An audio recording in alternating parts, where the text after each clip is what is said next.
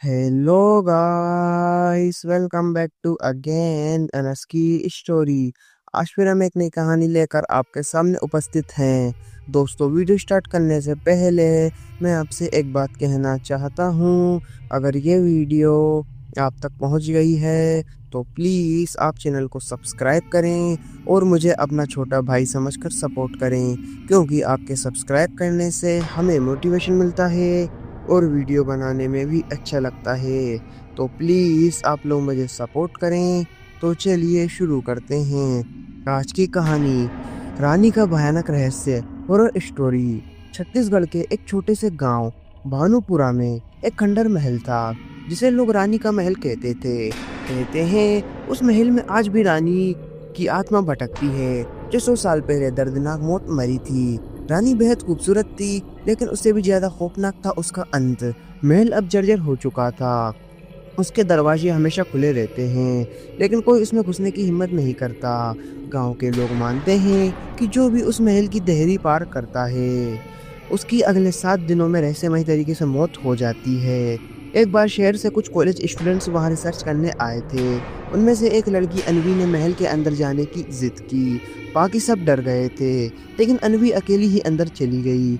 महल के भीतर अजीब सी सिसकियां गूंज रही थी।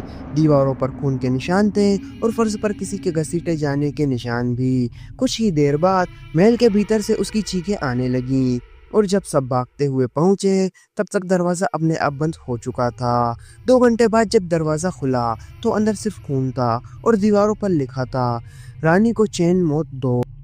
गांव के बुजुर्ग कहते हैं कि रानी को उसके ही सिपाही ने धोखे से मार दिया था। उस सिपाही ने उसकी हत्या कर दी और उसके शरीर को महल के तहखाने में छुपा दिया।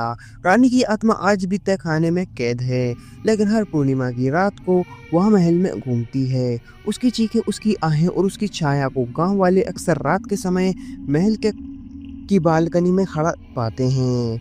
वह किसी को भी माफ नहीं करती, और जो भी उसकी मौजूदगी को चुनौती देता है उसकी मौत तो निश्चित ही मानी जाती है। कहानी और भी डरावनी तब हो गई जब एक बार तहसील में एक अफसर आया और उसने उस महल को गिरवाने की का आदेश दिया।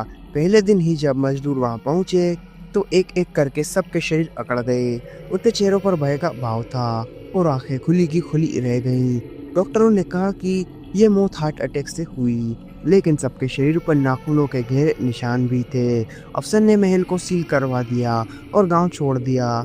तब से महल को छूने की कोई भी हिम्मत नहीं करता। रानी की आत्मा सिर्फ उस महल तक सीमित नहीं रही, उसका खौफ धीरे धीरे गांव के आसपास फैलने लगा। रात होते ही कोई भी सड़क पर नहीं निकलता। कई बार देखा गया कि एक लाल साड़ी में औरत खुले बालों में गांव के मंदिर के सामने खड़ी रहती है। उसकी आंखों से खून टपकता है और वह हर गुजरते इंसान को एक टक घूरती है। जिसने भी उसकी तरफ देखा उसने अगले ही दिन खुद को मृत पाया। गाँव वालों का मानना है कि रानी अब बदला लेने निकली है, उस सिपाही की औलाद को ढूंढने जिसने उसे धोखा दिया है। गांव में अब एक नया लड़का आया था। नाम था अर्जुन। वह शहर से यहाँ बस अपने नाना नानी से मिलने आया था, लेकिन उसने इस कहानियों पर जरा भी यकीन नहीं किया। एक रात उसने अपने दोस्तों को चुनौती दी कि वह महल के अंदर जाएगा और वहां से वीडियो सबूत लेकर आएगा कि ये सब मनगढ़ंत हैं। लेकिन जैसे ही वह महल के भीतर गया, उसके मोबाइल कैमरा में जो कैद हुआ उसने पूरे इंटरनेट को हिला दिया। वहाँ कुछ था, कोई छाया, कोई चेहरा, कोई चीख, और फिर मोबाइल बंद हो गया। अर्जुन 2 दिन बाद मिला, बिल्कुल बेहोश, पागलपन की हद तक डरा हुआ। वह सिर्फ एक ही बात दोहरा रहा था, रानी आ रही है, रानी मुझे लेने आ रही है। यह कहानी केवल मनोरंजन के लिए है। इसका उद्देश्य किसी भी धार्मिक या सांस्कृतिक भावनाओं को ठेस पहुंचाना नहीं है। अंत में मिलता हूँ आपको नेक्स्ट वीडियो में किसी नए टॉपिक के साथ। तब तक लव सो मच एनएस की जनता। अगर आप लोगों के पास भी कोई डरावनी हॉरर स्टोरी है तो आप हमें इंस्टाग्राम पर डीएम करें। जय हिंद, जय भारत। अगर आपको वीडियो अच्छी लगी हो तो प्लीज़ वीडियो को लाइक करें और चैनल को भी सब्सक्राइब करके बेल नोटिफिकेशन को ऑल पर प्रेस कर दें। Thanks for your watching.